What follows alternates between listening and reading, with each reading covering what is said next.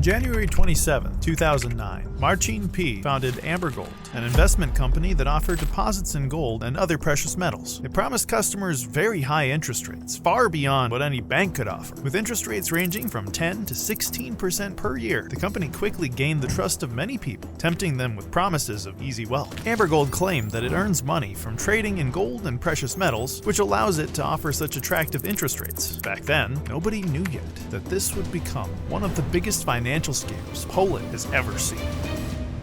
Just 1 year later, in 2010, the Polish government placed Amber Gold on a list of public warnings to alert customers against using its services. However, the company was stating they are totally trustworthy and that they are not breaking any laws, but just exploiting legal loopholes. Before founding the company, Marcin P. had 6 convictions for financial fraud. This included falsifying documents and obtaining loans using fake companies. However, strangely, for unknown reasons, none of these convictions were executed. Despite the dark past of its founder, the company was widely promoted in the media, attracting unaware customers, among whom often were older people. Posters and billboards advertising the company were literally everywhere, even next to the building of the department that reported the warning on them, so it seemed like everything was legal. Months were passing, and the empire of Amber Gold was constantly expanding by opening new locals and more advertisements. However, there have also been expanding accusations that Amber Gold most likely operates as a financial pyramid, a type of fraud in which only the people at the top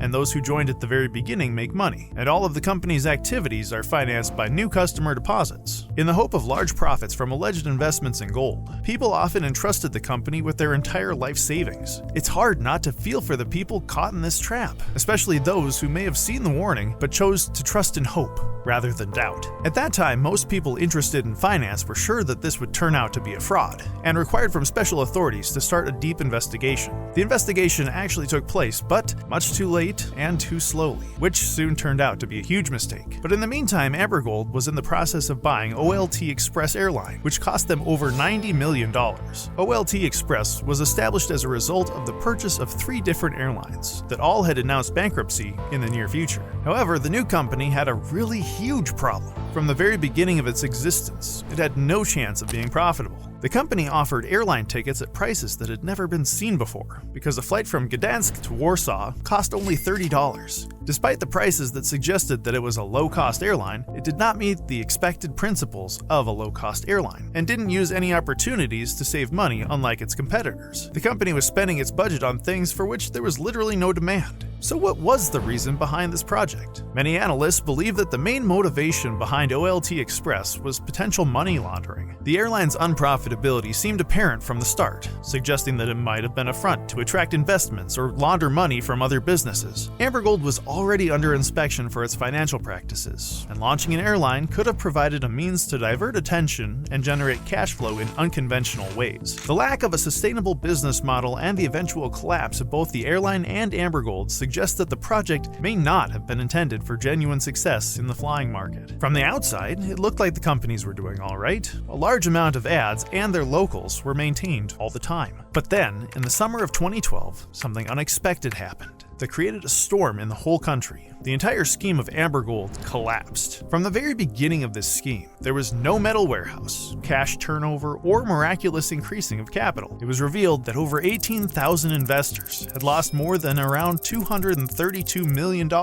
Imagine the heartache of these people when they found out that everything they trusted was gone. Some of them had been elderly, hoping to leave something behind for their families, and suddenly that security vanished. People couldn't understand how such a massive scam had been allowed to happen without anyone stopping it. They wanted answers and demanded that the government explain how this could happen. In response, a special government group was created to investigate. The government and other groups that were supposed to protect people from fraud had failed. They had many chances to shut down Amber Gold earlier, but didn't act fast enough. The investigation showed that the laws and systems were weak, and the people in charge didn't do their jobs properly. Marcin P. was arrested and charged with running the Ponzi scheme. The court proceedings were long and complex. Thousands of victims victims seeking justice. In 2012, Marcin P. was sentenced to 15 years in prison for his involvement in the scheme. Even after the company collapsed and Marcin P. went to prison, the fight for compensation continued for years. In November 2021, almost 10 years later, the bankruptcy process finally ended. Unfortunately, the news wasn't good for the victims. After all the efforts to recover the money, only 1/10 of it could be returned to the investors. For many, this small amount felt like nothing compared to what they had lost. It damaged people's trust and left a lasting impact on the country, forcing changes in the laws and how businesses were regulated. But there's a lot of noise in the story, and some things just don't make sense. What was the purpose of Amber Gold? Because theft and financial pyramid in broad daylight is too stupid. Well, there are two main conspiracy theories for which there's not too much proof, but they look the most accurate. The first one is that Marcin P. was related to the then Prime Minister's son. Some people say that Michał Tusk, due to his father's activities and connections with the owners of the Amber Gold, helped the company bypass legal problems to gain personal benefits. It began when Michał Tusk started working at the airport in Gdańsk. At that time, OLT Express asked the Gdańsk airport for help in finding a civil aviation specialist. It was Michał Tusk who took on the task of advising and performing PR activities for OLT Express. He became the most famous when the Amber Gold scandal broke. Donald Tusk's son was questioned by the Parliamentary Investigative Committee. Law and justice politicians accused him of passing on confidential data. But in 2018,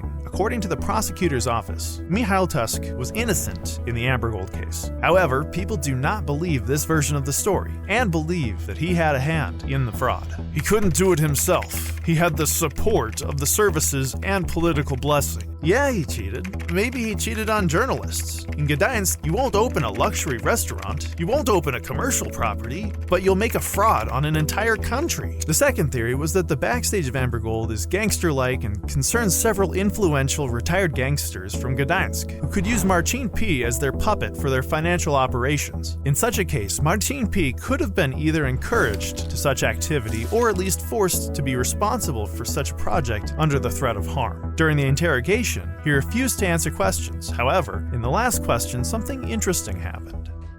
In that case, who could have threatened the witness's life? I refuse answering that question. What information he had or has that could result in threatening witness's life? I refuse answering that question. Is that connected with the fraud and activity of financial pyramid Amber Gold? I refuse answering that question. Are those undisclosed up to this point people involved in the financial pyramid? I refuse answering that question. And the last question, is this threat still real? I refuse answering that question. The question is coming back, is the witness concerned about something regarding his safety? I refuse answering that question. Can't you say yes or no? No. Is the fact you refuse giving an information about contacts with politicians as a result of the fact that you were afraid of something? Are you concerned about your safety?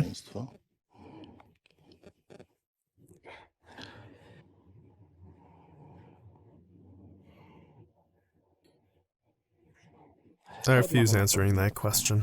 That pause was very interesting. Unfortunately, we will never know the actual entire story, unless some new information will be leaked. These are just theories. Thousands of people over the years have trusted this company with a false percentage and given their life savings. It is hard to say who exactly was at fault, whether it was the services that did not start the investment earlier or the regional courts and offices that allowed such procedures, turning a blind eye to irregularities, or the clients, who were often quite wealthy and middle class, but were not economically educated enough to notice it's a scam. Certainly everyone was to blame to some point, but the services are definitely the most guilty for starting to act so late.